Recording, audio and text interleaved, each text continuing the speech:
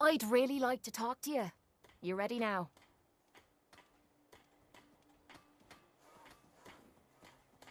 Of course. Anything you need. Anything I need, huh? I might take you up on that one day.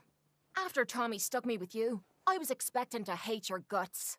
Not only because you agreed to pick up me contract, but because I was waiting for you to order me around like hired help.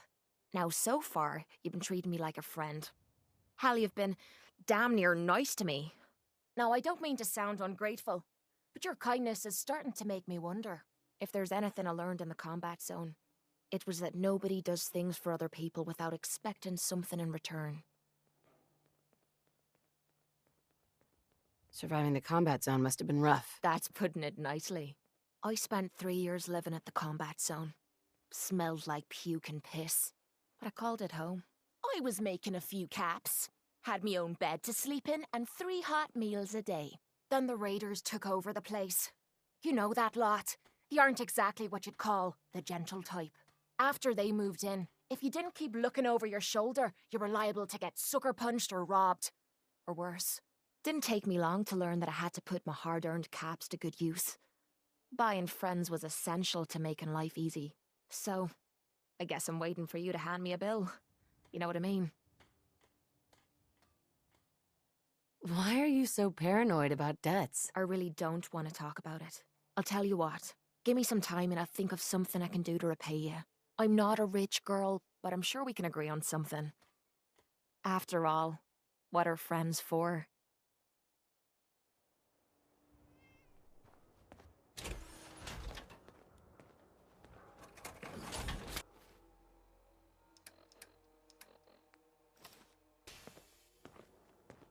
Hey.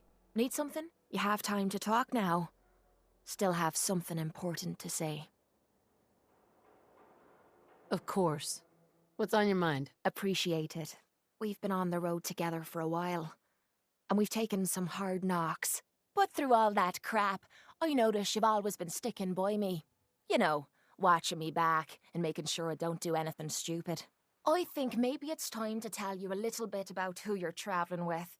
There's no reason for us to keep acting like we're strangers. Didn't we already go through this? You don't owe me a thing. It all starts with 2 wastes of humanity I suppose you could call me parents. I'm convinced I was a mistake, because I can't remember a single moment that they treated me like their daughter.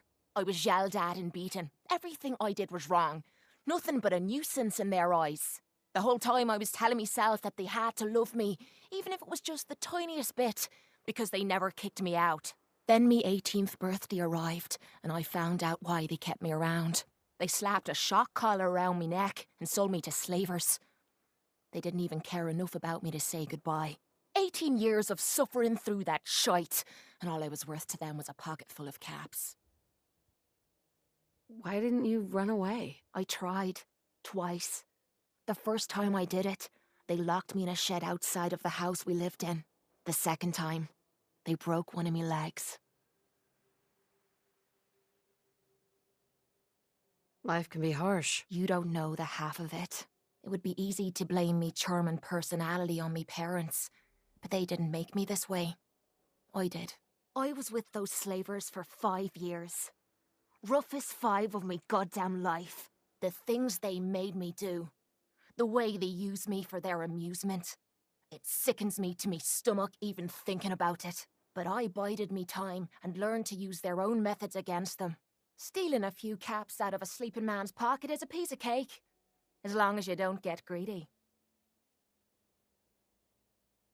I don't know how you survived. That makes 2 of us. It took every ounce of patience I had.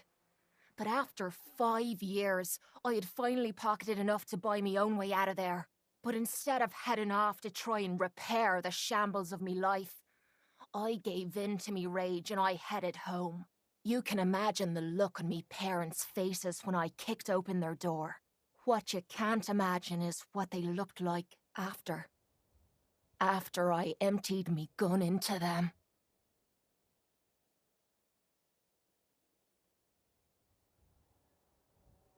Sounds like justice to me. Was it justice? Or was it murder? When I close me eyes, all I can see is their faces twisted with fear. And then my mind starts wandering and I start judging myself. And it's ripping me the fuck apart.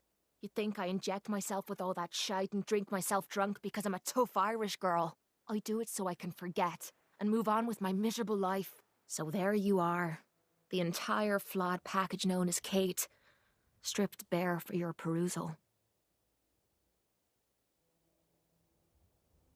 Why judge yourself? Me parents sold me into slavery. But did they deserve to die for it? Yeah, I took some hard knocks as I was growing up. But they fed me and kept me from glowing with rads. This is the kind of crap that starts me mind wandering and drives me literally to drink. I guess I'm just waiting to hear what you think of me now.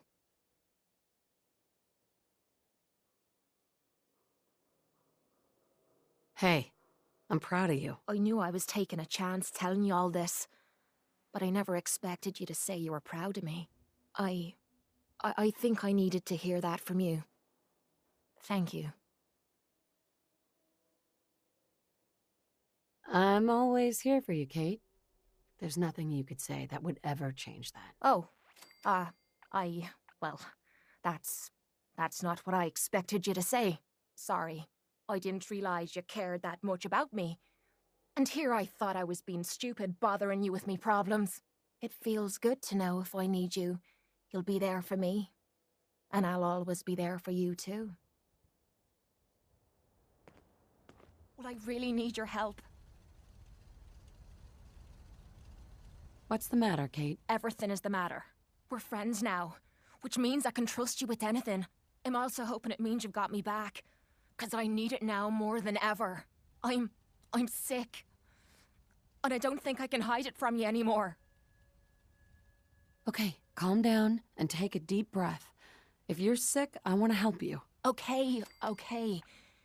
It's like this. Ever since I left home, I've been using Psycho. I don't know why I'm still taking that crap, but I can't stop. And believe me, I've tried. I can't even go a day without it anymore, and I'm fucking sick and tired of it.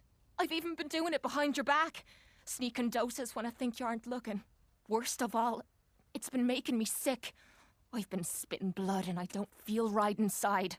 I need to get this shite out of me system before I wind up dead.